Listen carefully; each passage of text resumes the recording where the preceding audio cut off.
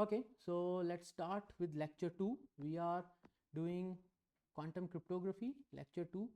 हमने कल ये सब कुछ देखा था, थोड़ा सा अलग, थोड़ा सा डिफरेंट फॉर्मेट में हम बात कर रहे थे. हमने ये देखा हम क्यूबिट को कैसे लिखते हैं. हमने नोटेशंस की बात करी थी. हमने बात करी है कॉम्प्लेक्स वेक्टर की क्या होता है, उसके कॉन्जुगेट की बात करी कि कॉन्जुगेट ट्रांसपोज लेते हैं तो क्या होता है, ये सारी बातें करी. Then what are orthonormal vectors, हमने उसकी बात करी.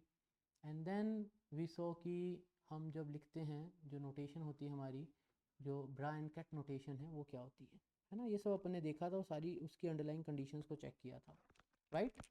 तो ये आपने जो लेक्चर है उसकी रिकॉर्डिंग अगर वापस देखी होगी, नोट्स बनाए होंगे, तो अभी तक आपको ये सब याद हो गया होगा.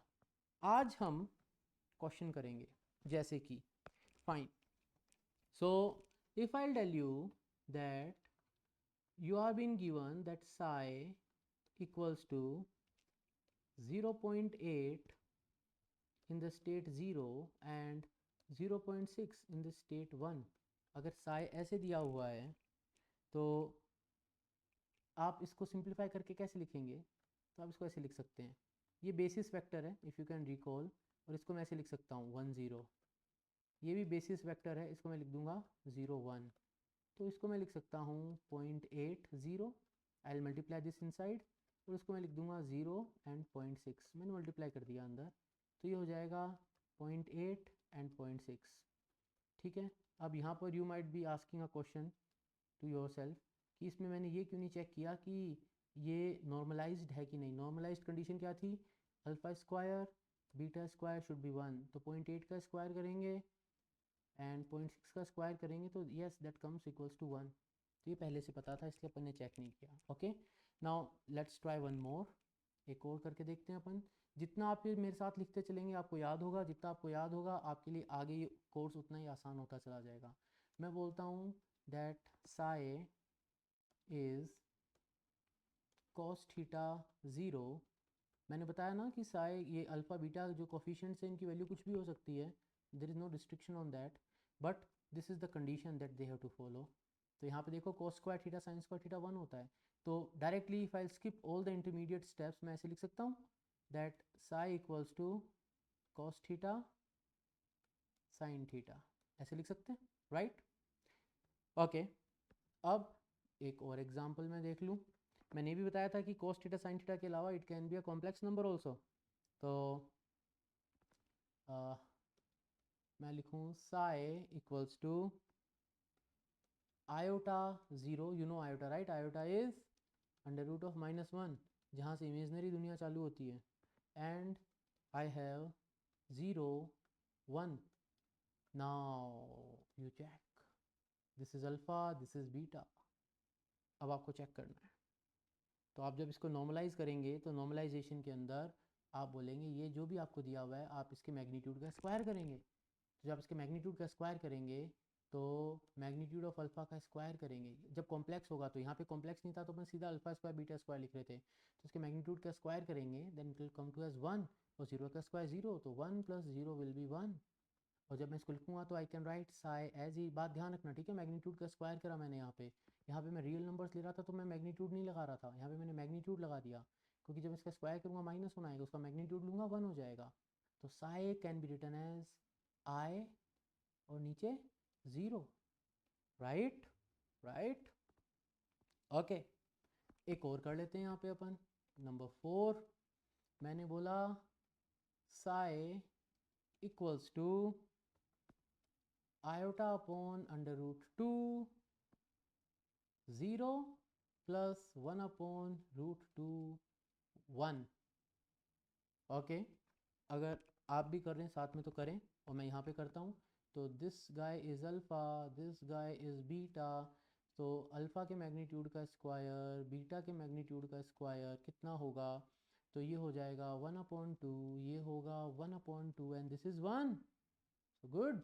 अब जब मैं साई को लिखूँगा तो this psi will be equal to, यहाँ पे जब लिखूँगा ये होगा आयोटा, यहाँ पे मैं लिख दूँ 1 और पूरे के बाहर कर दूँ 1/√2. और इसको ऐसे भी लिख सकते हैं आयोटा अपॉन रूट टू 1/√2. तो ये साई का रिप्रेजेंटेशन है. अब एक चीज़ समझ में आई, ऊपर जो लिखा हुआ है वो कोफिशिएंट होता है स्टेट 0 का, नीचे जो लिखा हुआ है वो कोफिशिएंट होता है स्टेट 1 का। बट यहाँ पर जब मैं एक सिंगल क्यूबिट की स्टेट की बात कर रहा हूँ, अगर एक से ज़्यादा क्यूबिट हुए तो will get to see that also in future. Okay fine. तो now recap, what is a standard basis? What is a standard basis? क्या होती है standard basis? recap, standard basis is 0 को मैं लिखूंगा 1 0 एंड 1 को मैं लिखूंगा, this is ket notation right, ket notation 0 1, ये स्टैंडर्ड बेसिस है, this is standard basis. Okay अब मैं बोलता हूँ नहीं, एक बहुत ही सुपरस्टार फंक्शन है हमारे पास क्वांटम में जिसको हम कहते हैं हेडमार्ड गेट। हेडमार्ड गेट किस किट में देखेंगे अपन जब करेंगे। हेडमार्ड गेट जो है इसकी एक खुद की बेसिस है जिसको हम कहते हैं हेडमार्ड, ये स्पेलिंग है इसकी, बेसिस। ये क्या चीज़ होती है?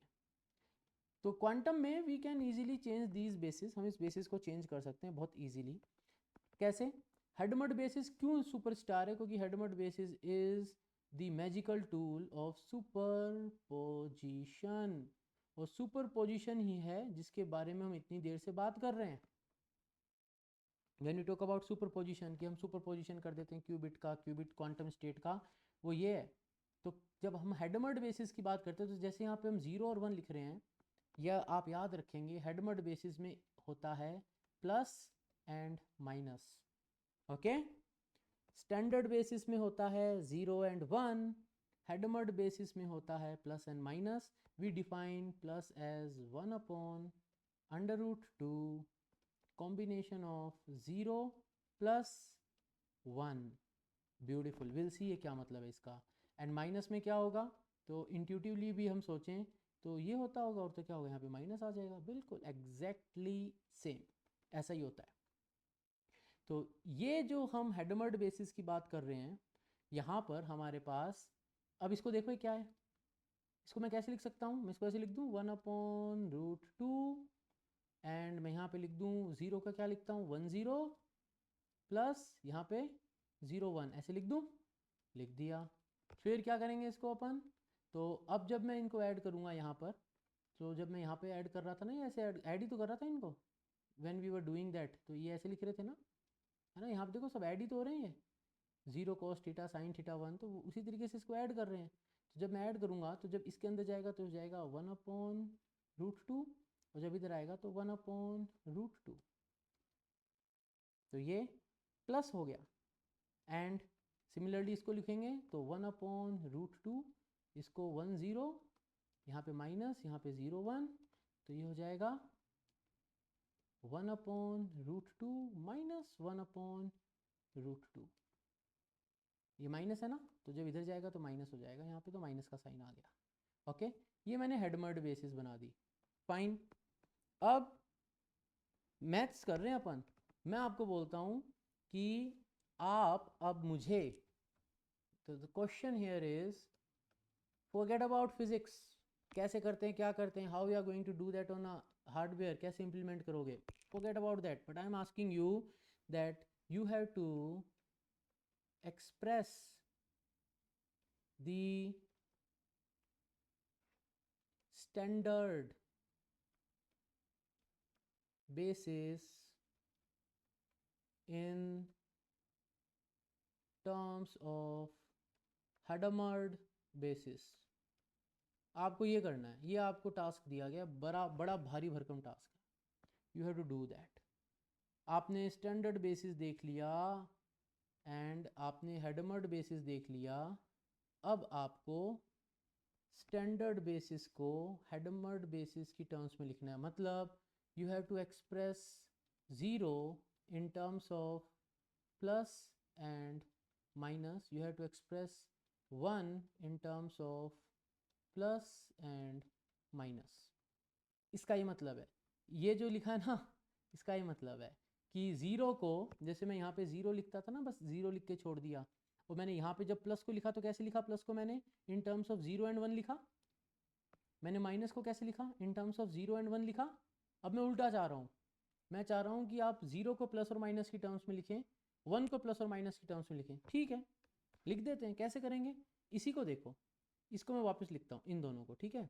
तो मैंने लिखा plus equals to 1/√2, we have a 0 and we have a 1, then minus equals to 1/√2, we have a 0, ये पूरे के ऊपर ऐसे है, ठीक है, यहाँ पे भी है -1, राइट, ऐसा है, ओके। अब क्या करें, what will do now, add कर दें इन दोनों को, ऐड कर दो इस इक्वेशन को, ये प्लस या माइनस ये कट जाएगा, क्या बचेगा मेरे पास बचेगा this plus with a plus a minus. ये देखो जल्दी से देखो, ये बैठा, समझ में आया क्या हुआ, हाँ,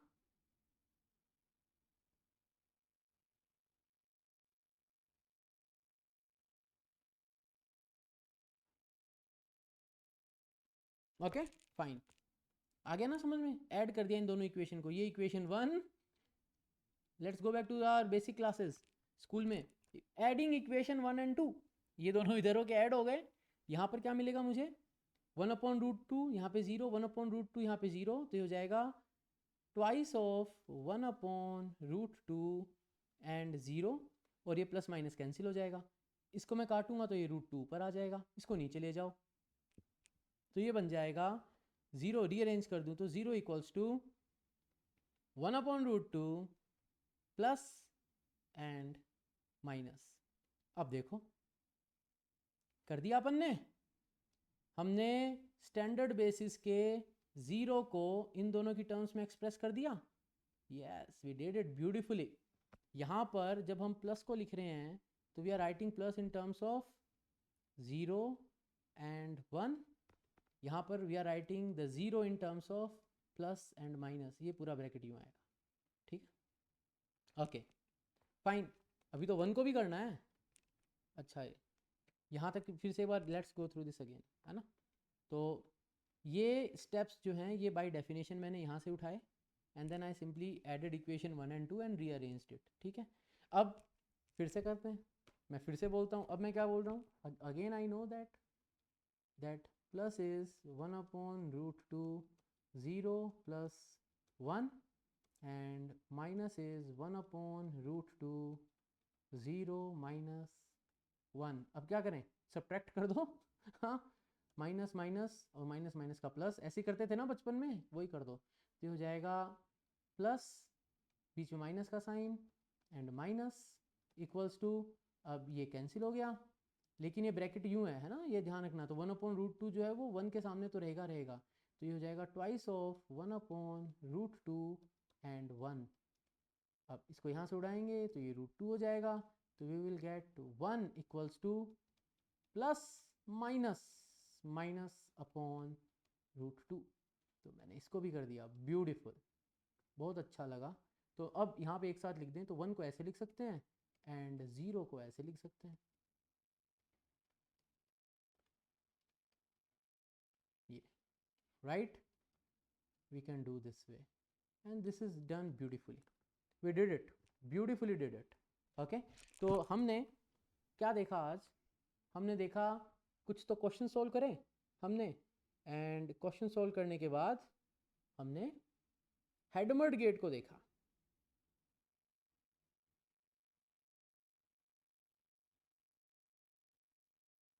ओके फाइन, कि हेडमर्ड बेसिस कैसे होती है और कैसे हम उसको लिखते हैं, ये मैथमेटिकल रिप्रेजेंटेशन था।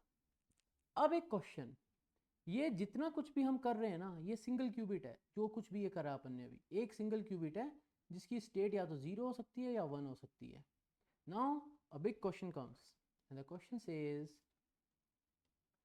What if we have 2 qubits,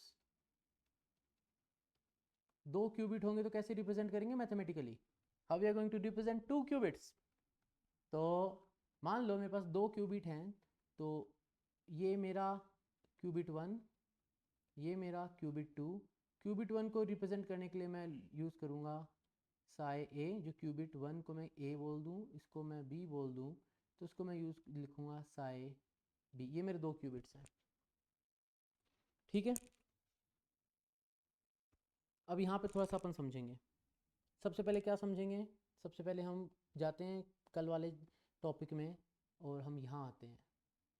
एक कॉम्प्लेक्स वेक्टर की हमने बात करी थी, क्योंकि कॉम्प्लेक्स वेक्टर की जब हमने बात करी थी और जब हमने क्यूबिट डिफ़ाइन करे थे तो हमने यहाँ पे डिफ़ाइन करे थे basis state, right, basis vectors basis state.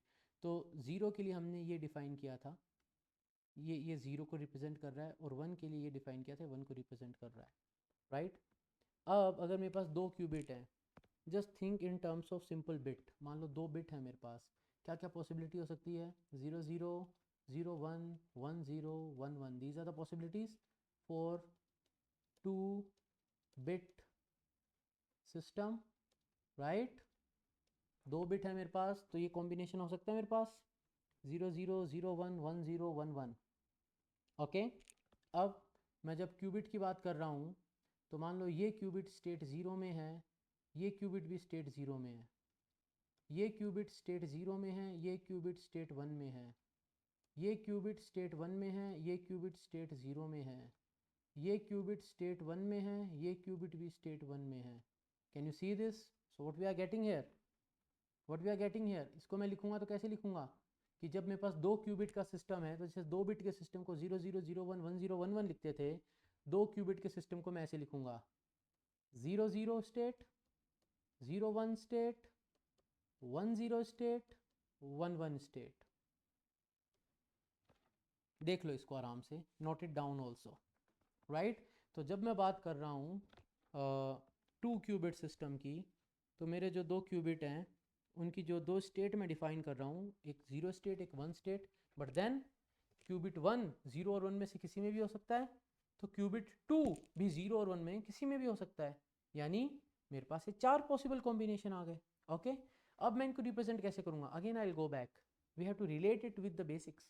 तो जब मेरे पास दो ही स्टेट थी तो दो एंट्री आती थी, ज़ीरो के लिए ये और वन के लिए नीचे मैंने इसको वन करा था, राइट, ऐसे किया था। अब मेरे पास चार एंट्रीज हैं, तो मैं क्या करूँगा?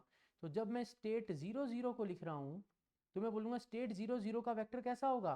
स्टेट 0 0 सबसे पहली स्टेट है, यानी ये one and other three are zero, and state 0 1 का मतलब it's a second entry here, second entry means ये 0, सेकेंड एंट्री पे 1 and then 0 0, and if I write it as 1 0, then it will be 0 0 1 and then 0, and if I write it as 1 1, then it will be initially all three 0, क्योंकि 1 1 सबसे नीचे, तो यहाँ पे 1 आएगा, right. तो ये जो है ये क्या बन गए, क्या कहते हैं इनको अपन, what is the term we use? Let's go back. क्या टर्म यूज किया हमने यहाँ पे? सिंगल क्यूबिट की क्या थी? Basis state. तो इसको क्या बोलूँगा मैं इसको बोलूँगा दिस इज द स्टैंडर्ड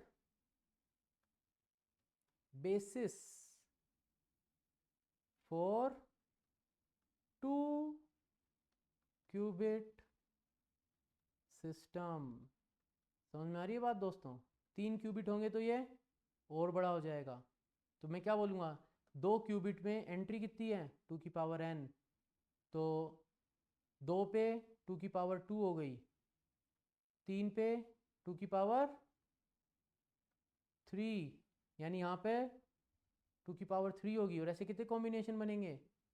2 की पावर 2 इज़ 4, तो ये 4 और ऐसे 4 कॉम्बिनेशंस। यहाँ से देखो 3 क्यूबिट लेंगे तो ऐसी 8 entries and 8 such combinations. 4 qubit होंगे तो 16 एंट्रीज 16 कॉम्बिनेशंस। इसलिए अपन एक दो क्यूबिट तक ही रखेंगे, but then we can extend it, we can always extend it, right. अब सबसे बड़ी बात, तो जो मेरे पास दो क्यूबिट सिस्टम है, इसको मैं डिफाइन कैसे करूँगा? जैसे सिंगल क्यूबिट के लिए तो बहुत कंफर्टेबली मैंने लिख दिया था psi equals to alpha zero beta one, मैंने ऐसे लिख दिया। यहाँ पे कैसे लिखूँगा? यहाँ पे मैं लिख दूँगा Sai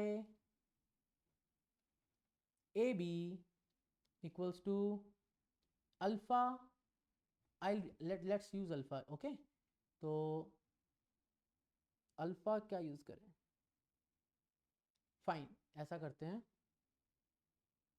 we use psi A के लिए we use alpha A beta A, and separately अगर मैं लिखूँ और साई बी के लिए मैं सेपरेटली लिखूँ तो alpha B and beta B. मैं सेपरेटली लिखता तो ऐसे लिखता, मतलब ये क्यूबिट ए के लिए लिखूँगा तो ऐसे लिखूँगा, और क्यूबिट बी के लिए लिखूँगा तो ऐसे लिखूँगा। दोनों के लिए एक साथ लिखूँगा तो कैसे लिखूँगा? I will write alpha A alpha B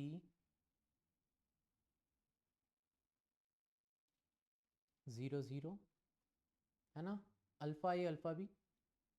then next is zero one, इसका ज़ीरो इसका वन, तो alpha A beta B zero one, alpha A zero beta B one. Then next is 1 0, so I will write beta b 1 and 0 is alpha b, and I'll write 1 0, right? And next is 1 1, so I will write beta a,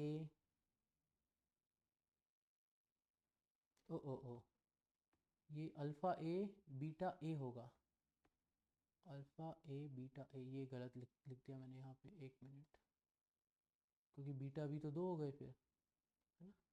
so it will be alpha A beta A alpha B beta B, alpha A alpha B alpha A beta B beta A alpha B beta A beta B, and here I will write 1 1।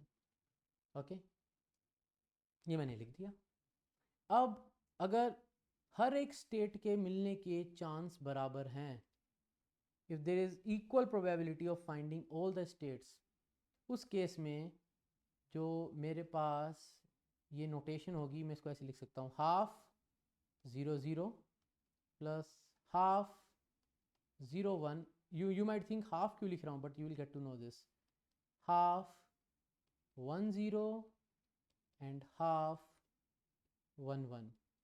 अब rule क्या कहता है, ये जो coefficients हैं इन सब के magnitude का स्क्वायर करोगे और सम करोगे तो 1/2 का स्क्वायर 1/4, 1/2 का स्क्वायर 1/4, 1/2 का square 1/4 and 1/4 and 1। So this is well defined and this is good.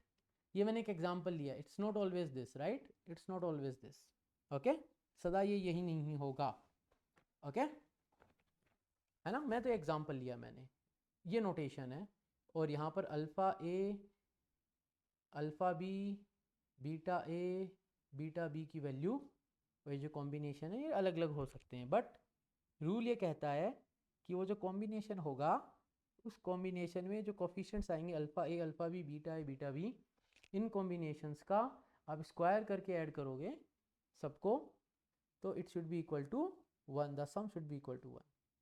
ये बात ध्यान रखनी है हमें, okay, this has to be remembered, right, okay good. अब यहाँ पर एक वर्ड मैं यूज़ करूँगा, ओके, एक वर्ड मैं यूज़ करूँगा जो कि बहुत बार आपको सुनने को मिला होगा क्वांटम में। तो मैं अगर ऐसे लिखता हूँ, okay, I am writing it this way, यहाँ लिखता हूँ, let me use a different colour for that, क्योंकि वो थोड़ा अलग जो मैं बताना चाह रहा हूँ वो है। मैंने लिखा साई ए पहला क्यूबिट, एंड मैंने एक ऐसे एक सिंबल बनाया, और मैंने लिखा साई बी, और मैंने इसको बोला ये जो है इसको कहते हैं tensor product. We use the term tensor product जब हम दो बेसिस स्टेट्स को मल्टीप्लाई करते हैं, कंबाइन करते हैं, तो हम उनको कंबाइन करने के लिए क्या यूज़ करते हैं, we multiplying them, we are combining them, but the word we use is tensor product. और टेंसर प्रोडक्ट हमें क्या देता है, टेंसर प्रोडक्ट हमें देता है साई ए साई बी। तो ये जो साई ए साई बी हमें मिला है ये हमें टेंसर प्रोडक्ट मिला है, ठीक है। एंड ये है क्या, ये जो मैंने लिखा है ये वो टेंसर प्रोडक्ट का आउटपुट है। तो इसका आउटपुट क्या होगा, इसका आउटपुट अगर मैं लिखूँगा तो इसका आउटपुट मुझे मिलेगा alpha A alpha B, alpha A beta B, beta A alpha B and beta A beta B. तो जब मैं this is what it is, look, तो ये मैंने क्या लिखा है यहाँ पर, मैंने लिखा है इन दो स्टेट्स का, बेसिस स्टेट्स का मैंने क्या करा, टेंसर प्रोडक्ट किया, तो मुझे ये मिला। ओके, तो ये वर्ड ध्यान रखना, टेंसर प्रोडक्ट। लिखने का तरीका बहुत आसान है, वो तो आपने यहाँ से इस कॉम्बिनेशन को देख लिया था ना, जो कॉम्बिनेशन है 0 0 0 1, ये कॉम्बिनेशन जो अपन ने लिखा, इस कॉम्बिनेशन को मैंने यहाँ से कंबाइन करा ना, इसका 0 इसका 1 तो क्या आएगा, इसका 0 और इसका 0 तो क्या आएगा, इसका 1 और इसका 0 तो क्या आएगा, इसका 1 और इसका 1 तो क्या आएगा। तो टेंसर प्रोडक्ट में ये लिखा जाता है, बट इसको टेंसर प्रोडक्ट कहते हैं, tensor product. Okay, we call it tensor product. Okay fine, now तो अब हमने काफ़ी कुछ नोटेशंस देख ली हैं। अब एक बेसिक क्वेश्चन जो हमारे सामने है वो है, how can you generate true randomness? How can you generate true randomness? Any classical system is not capable, it's incapable of generating true randomness. जो रैंडम नंबर जनरेटर भी होते हैं वो भी ट्रूली रैंडम नहीं होते। ट्रू रैंडमनेस सिर्फ और सिर्फ नेचर में एग्जिस्ट करती है। तो हम ट्रू रैंडमनेस अगर जनरेट करना चाहते हैं, I am saying we are going to generate true randomness that no one can predict, उसको जनरेट करने के लिए हमें क्वांटम की मदद लेनी पड़ेगी। तो यहाँ पर पहला कॉन्सेप्ट अपन देख रहे हैं कि how can we generate true randomness. तो if you want to generate true randomness, step 1 is we have to prepare Hadamard state। क्या थी Hadamard state? तो हमारे पास क्यूबिट है 2 और हमने उन क्यूबिट को, we have 2 क्यूबिट्स है ना, 2 क्यूबिट है हमारे पास, हमने उसमें से एक क्यूबिट को लिया और उस क्यूबिट को हमने हेडमर्ड स्टेट में, उस क्यूबिट की हेडमर्ड स्टेट प्रिपेयर करी। तो अगर हमने 0 लिया है तो हेडमर्ड स्टेट क्या होती है, गो बैक एंड चेक, हेडमर्ड ये रहा, दिस इज हेडमर्ड। एक प्लस होता है एक माइनस होता है, राइट। प्लस को मैं क्या लिख सकता हूँ, combination of 0 and 1, super position जो हम कह रहे हैं, this is true randomness of nature, है ना। यू कांट कंट्रोल दिस, ये आप कंट्रोल नहीं कर सकते। आप ट्रू रैंडमनेस जनरेट करना चाहें तो क्वांटम आपको अलाउ करता है। तो आप जब ट्रू रैंडमनेस जनरेट कर रहे हैं तो आप जब प्लस स्टेट जनरेट कर रहे हैं, सो दैट इज़ 1/√2 0 + 1। अगर हम माइनस जनरेट कर रहे हैं 1/√2 0 - 1। तो ये हमने हेडमर्ड स्टेट प्रिपेयर कर ली, इधर प्लस और minus. Then what is the step 2? फिर आप क्या करेंगे, आप इसको मेज़र करेंगे, यू विल मेज़र इट। और जब आप इसको मेज़र करेंगे तो आप इसको मेज़र करेंगे इन स्टैंडर्ड बेसिस। तो अब यहाँ पर एक बड़ी प्लंज आएगी, है ना, we are taking a big plunge. इसका क्या मतलब है, हमने हेडमर्ड स्टेट प्रिपेयर करी, you forget about how we will do that at hardware level. हम यहाँ पर जो कर रहे हैं ये सब हार्डवेयर लेवल पे करा जा सकता है, ठीक है, ये मान के चल रहे हैं। और हम इसको, हमने ये स्टेट प्रिपेयर करी, हम कब से बात करें ना, मेज़र करना, वी हैव टू मेज़र। तो तो हम इसको मेज़र करना चाहते हैं, ठीक है, हम इसको मेज़र करेंगे।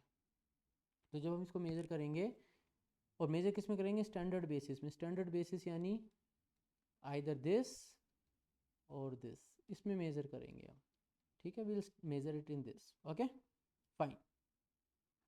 तो यहाँ पर पहले मैं एक रूल लिख दूँ, मतलब कुल मिला के हम एक नई चीज़ सीख रहे हैं, इन फॉर्म ऑफ क्वेश्चन मैंने इसको पुट करा है। अब मैं इसका रूल लिखता हूँ कि रूल क्या कहता है। जब भी हम किसी भी क्वांटम स्टेट को मेज़र करना चाहते हैं, ठीक है, इन अ गिवन बेसिस, तो आउटपुट क्या आएगा, उसकी प्रोबेबिलिटी अगर हमें निकालनी है तो वो कैसे होता है वो देख लेते हैं अपन, राइट। तो will I write it here. So the rule says that if we want, यहाँ पे टर्म्स थोड़ी टेक्निकल यूज़ होंगी, है ना, बट देन जो मैंने बताया वही है, बट आपको याद रखना पड़ेगा बिकॉज आप कहीं भी जाएंगे तो वो टर्म्स यूज़ होंगी, स्टैंडर्ड बेसिस और ये सब यूज़ होता है। So if you want to measure, if you want to measure this psi, any given state in orthonormal basis, orthonormal basis क्या होती है, let's go back and check, हमने orthonormal वर्ड पढ़ा था। orthonormal क्या होता है, orthonormal होता है जब a का हम कॉन्जुगेट ट्रांसपोज लेके b से मल्टीप्लाई कर दें और हमें ज़ीरो मिले, उसको हम ऑर्थोनॉर्मल कहते हैं। यानी जब हमारे पास कोई दो वेक्टर्स हैं और उन दोनों वेक्टर्स को हम मल्टीप्लाई करें, एक को तो ऐसा का ऐसा रखें और दूसरे का कंजुगेट ट्रांसपोज कर दें और दोनों को मल्टीप्लाई करें, we get a zero, then we call them orthonormal basis. And ये दोनों ऑर्थोनॉर्मल बेसिस हैं, ये आप एज अ होमवर्क ट्राई कर सकते हैं। तो ऑर्थोनॉर्मल बेसिस हम ले रहे हैं और मैं उसको ऐसे रिप्रेजेंट करता हूँ, ऑर्थोनॉर्मल बेसिस को बी जे एंड यहाँ पर आई, ऐसे लिखा जाता है, ये ऑर्थोनॉर्मल बेसिस है, ठीक है। I want to measure any of this state in any basis, orthonormal basis,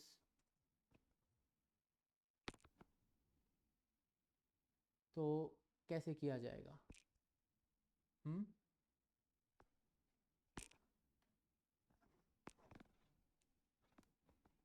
right? So if you want to measure this in orthonormal basis bj, this is the representation, कुल मिला के मैं इनमें से एक को लेना चाह रहा हूँ, either it is 0 or it is 1, okay, then the probability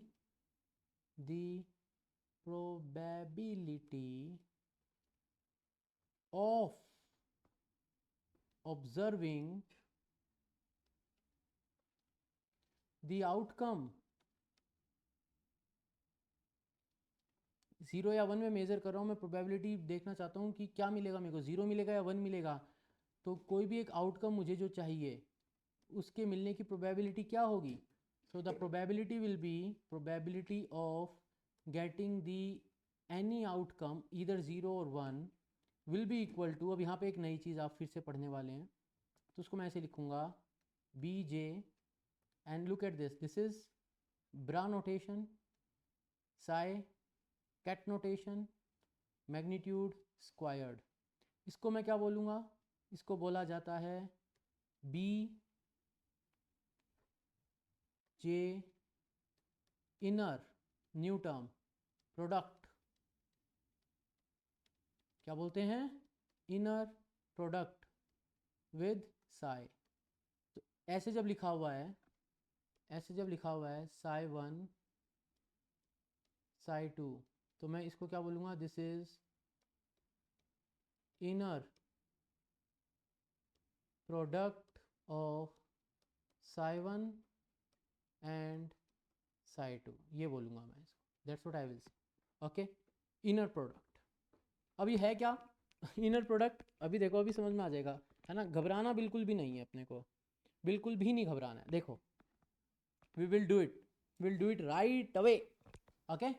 इसके लिए करेंगे अपन, हम किसके लिए करेंगे इसको, मैं ब्लैक पेन से हाईलाइट कर दूं, मैं इसको मेज़र करना चाहता हूँ, प्लस वाले को मेज़र करना चाहता हूँ, स्टैंडर्ड बेसिस ये है मेरी, इस स्टैंडर्ड बेसिस में मेज़र करना चाहता हूँ प्लस वाले को, एंड मैं चेक करना चाहता हूँ what is the probability of getting a zero and what is the probability of getting a 1, है ना।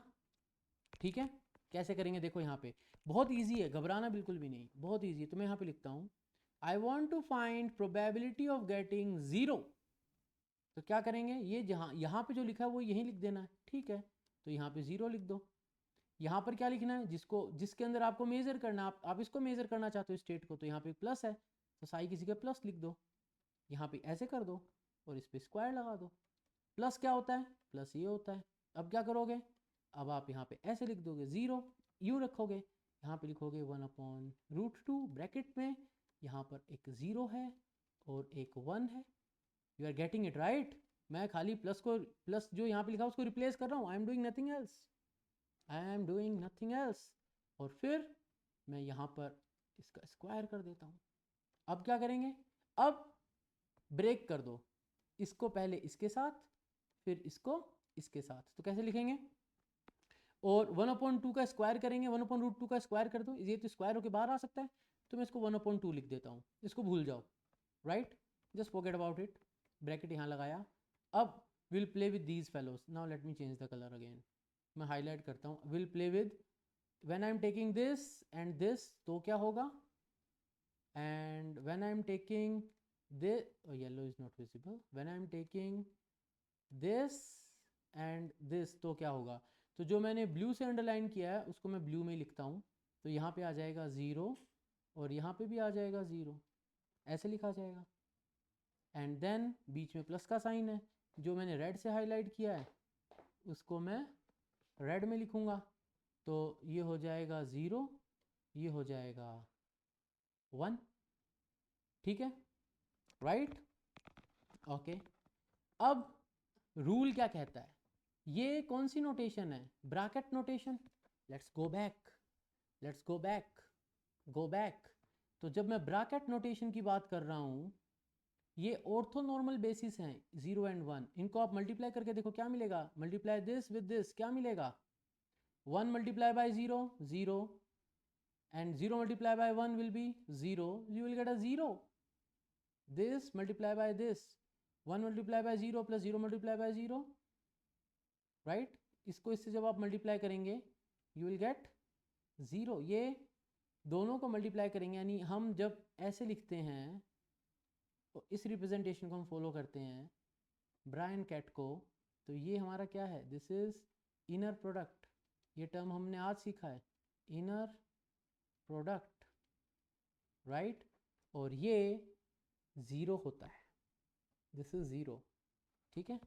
तो ये वाला जो पार्ट है this will go to zero, you can do that and check, very easy, right. And इसको जब करेंगे यू विल गेट 1, तो probability of finding the state zero will be half, right, okay. लेकिन अपन यहाँ पे छोड़ेंगे नहीं, अपन 1 के लिए भी करेंगे, 1 की कितनी आनी चाहिए प्रोबेबिलिटी, वो भी हाफ आनी चाहिए। So I want to check what is the probability of getting the state 1, तो मेरे पास ये है लिखने का तरीका इनर प्रोडक्ट का। अब यहाँ पे 1 है, जैसे यहाँ पे 1 था तो मैं इसको लिखूँगा, we are taking magnitude of here 1 and here we have plus and यहाँ पे स्क्वायर्ड, तो इसको मैं जब लिखूँगा तो मैं इसको लिखूँगा। अब मैं ये कुछ स्टेप स्किप कर दूँ, सीधा यहाँ आ जाऊँ, तो क्या होगा, ये होगा हाफ बाहर आ गया, ब्रैकेट लगा दें, it will be 1 and 0 minus 1 and 1 and ये स्क्वायर्ड होगा, okay. So this fellow will go to 0, this fellow will go to 1, minus sign का फर्क नहीं पड़ता, स्क्वायर है, हाफ।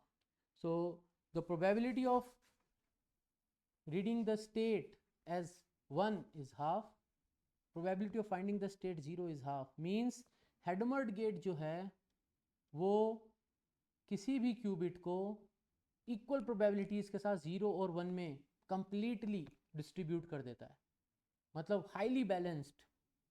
मतलब आप 1,00,000 बार मेजरमेंट करोगे, 50,000 बार वो 0 में मिलेगा, 50,000 बार 0 1 में मिलेगा, वो 1 में मिलेगा।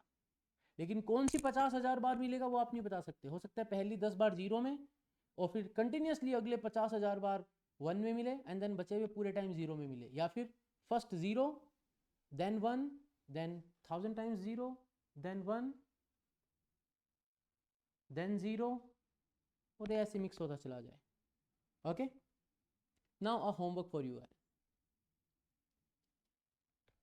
I want to measure the probability of finding 0 for this particular psi. So my psi here is minus. You do this as a homework. And probability of getting 1 when my psi is minus. Okay. Don't bother about कि हम hardware पे कैसे implement करेंगे. I am again repeating that thing. We are assuming that this can be done. ये आपका homework है. Okay, this is your homework, right. So we have covered one logical topic. तो हम यहाँ पे भी रुकते हैं. नेक्स्ट लेक्चर जो है बड़ा इंटरेस्टिंग होने वाला है. हम वहाँ पर एंटेंगलमेंट कैसे जनरेट करते हैं वो देखने वाले हैं. ठीक है, how we get entangled qubits, वो नेक्स्ट लेक्चर होगा हमारा. तो अब अपन यहाँ पर रुक जाते हैं. Will stop here.